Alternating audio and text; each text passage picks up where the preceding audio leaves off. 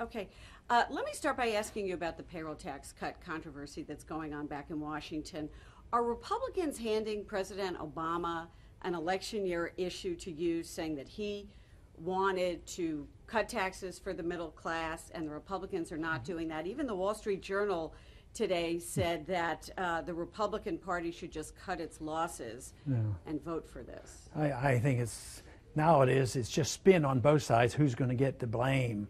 But I think what the problem is nobody admits where the real problem is, that we're bankrupt and we don't know how to handle it and they don't want to offer the solutions. So whether Obama's going to get blamed, the Republican get blamed, I think that's just sort of something that is made up of it. I don't see that as the critical point. It's why are we in this mess? So I don't pick one side or the other. But you're a member of Congress. You're there. Are the Republicans doing the right thing here by saying, no, we won't take this 2 months, we're not going to go along with the Senate? These are the same people who didn't want the payroll tax cut to begin with. Yeah, I know, but they have an impossible thing. There's no right and wrong in this bill. I don't want to put the tax back on the payroll. You know, I want to cut it. But I don't want to extend the unemployment benefits. So where's the right and wrong answer to that? You can't assume. How would you vote?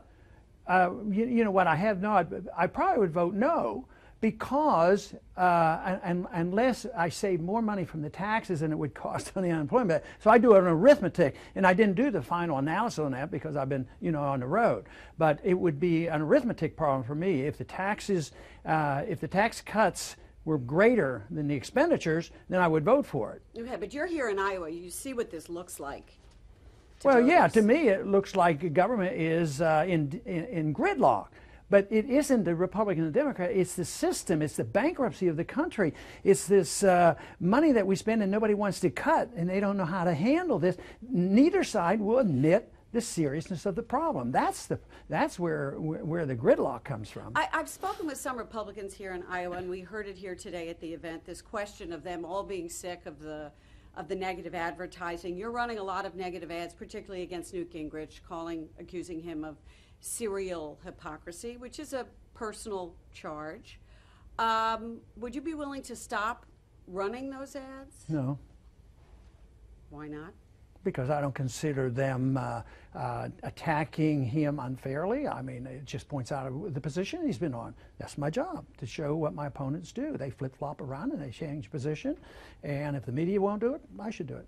What about this notion of super PACs, these outsiders coming into Iowa, spending millions of dollars on behalf of certain candidates? Do you like the idea of that? No, but I don't want to write a law that says people aren't allowed to spend the money the way they want. What I want to do is eliminate the environment. I want to eliminate the auction. The government is a big auction. They steal money, and then they pass it out, and they give the incentives.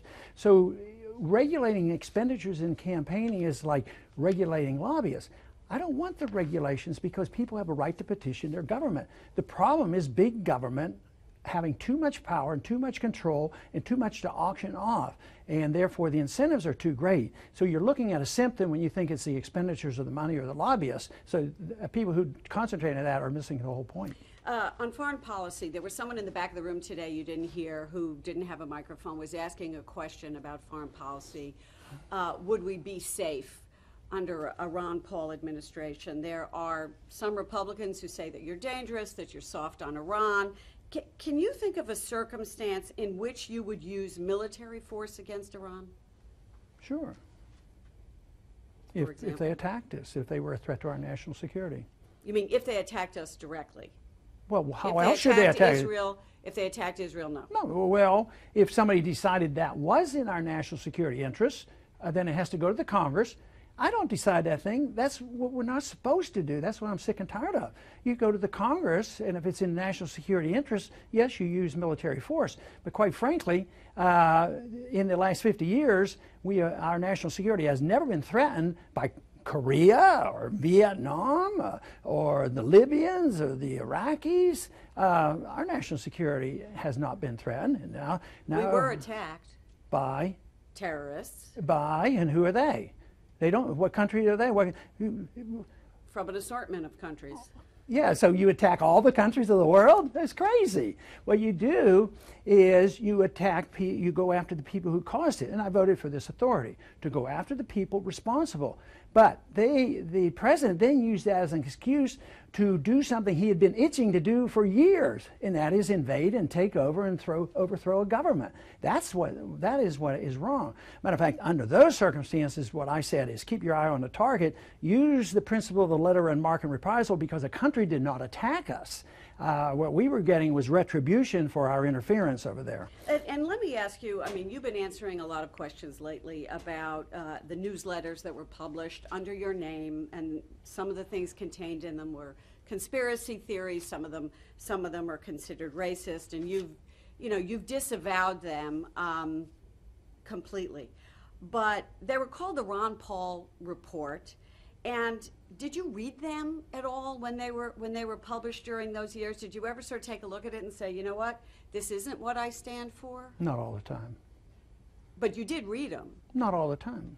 Well, on occasion, yes. And did you ever object when you read them? Well, you know, we talked about this twice yesterday, CNN have. Why don't you go back and look at what I said yesterday on CNN and what I've said for 20-some years. It's 22 years ago. I didn't write them. I disavow them. That's it. But you made money off of them. I was still practicing medicine. That was probably why I wasn't a very good publisher, because I had to make a living. But there are reports that you made almost $1 million off of them in 1993. I'd like to see that money. But would you give it back?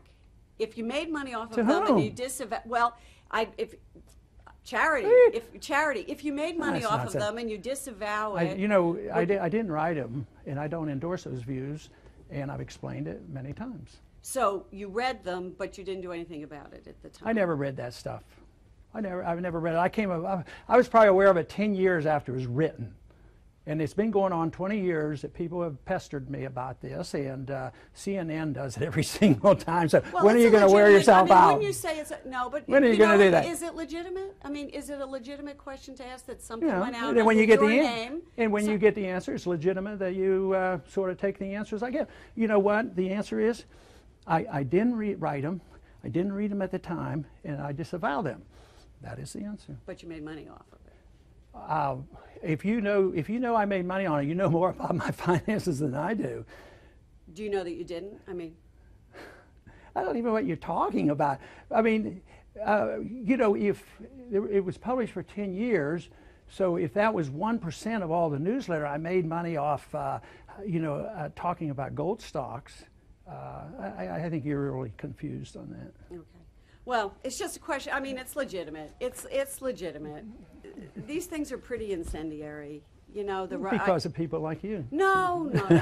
Come on. Some of the stuff was very incendiary, and saying that in 1993 the Israelis were responsible for the bombing of the World Trade Center, that kind of stuff. Goodbye. All right. Thank you, Congressman. I appreciate your Okay, answer. sir. I appreciate your answering the questions, and you understand it's our job to Thank you. ask. Thank you. You don't? Okay. Well. I understand that how the system works.